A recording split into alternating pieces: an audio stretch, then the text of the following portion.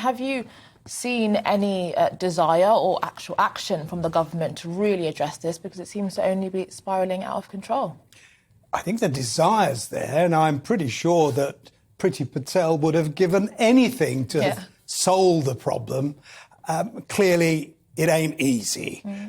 I don't think that anything that's happened so far, Rwanda included, because we haven't actually got going with that yet, I don't think anything is going to dissuade either the traffickers or indeed from people from jumping into boats and coming over. So far, really, I don't think anything has happened that is likely to have an impact on the numbers coming across. And at the present rate, as we've been saying for some time, it's going to be around 55,000 by the end of the year. That's a huge number. It's a small town, for goodness sake. A couple of years ago, it was a fraction of that.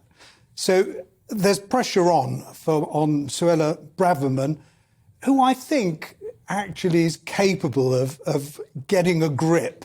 What do you think the difference is between her and Priti Patel, though? Because obviously you said that Priti Patel had that desire. She came out with all of these plans. But what do you think is the difference that would mean that Suella Braverman could actually achieve something in this? Far be it for me to be critical of Priti Patel, who I like very much, and I think her heart was in the right place. To be fair to her, I don't think that she got the sort of support from the top, from the Prime Minister. Boris Johnson, always a liberal on immigration. If he could avoid dealing with it, then he would. The policies that have been introduced, I think if they actually get off the ground and start to be implemented, they could have an effect. I always said that Rwanda was never the solution. It was foolish to suggest that here we have this deal with Rwanda and it's the solution to all our problems. It isn't. It has to be part of a wider package, and the French, I'm afraid, also have to play their part. You mentioned, Mercy, that there was no discussion about the Channel when the Prime Minister and President Macron met yesterday. I think that was a missed opportunity and very disappointing, actually, because if they don't collectively show the will to deal with this problem, it's just going to get worse. It's in our interests and French interests to solve it. And I think that the French have got to think again about how they're going to help us do that. I'm just going to throw some figures at you that quoted in the Telegraph yesterday. I want you to firstly confirm if they're true, because they're quite extraordinary, and then perhaps try to explain them. So it says that this total for September has gone past 5,300, which I find extraordinary, and Albanians now account for up to 60% of the crossings. Is that true? Certainly that's what's happening at the moment, and the bulk of those who have been crossing over a period have been Albanians. That place where there's war, there's persecution. That's why they want to join the European Union, of course. I mean, it's why is that? Ridiculous. Why Albania?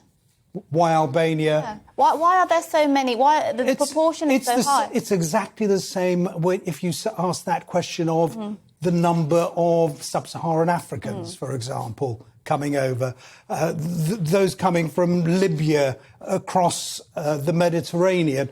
They're all fleeing poverty. This is economic migration. And I'm afraid that until we accept that it isn't asylum, this is not a matter of them fleeing persecution or whatever, in accordance with the 1951 Refugee Convention and the ECHR, the European Convention on Human Rights. That has nothing to do with it. And that's really what we've got to acknowledge now, that these people are coming here for a better life. But but what proportion, according to your figures, would you consider genuine asylum seekers then? I know it's hard to say, but I mean, are we talking a very small number or a considerable chunk? Put it this way, when the original agreements were reached and treaties were put in place, it was people coming from places where, for their religious beliefs, for their political beliefs, they were being tortured, they were being persecuted in some way. Now, I would argue that the majority of those people who are coming over are maybe fleeing poverty and hardship, but they're not, in the strictest sense of the word, people who qualify for asylum in the way that it was originally intended. What proportion? I'm afraid you've really got to ask that of the Home Office. They know very often the benefit of the doubt is given. And I'm afraid that the sooner we start actually not giving the benefit of the doubt, the better.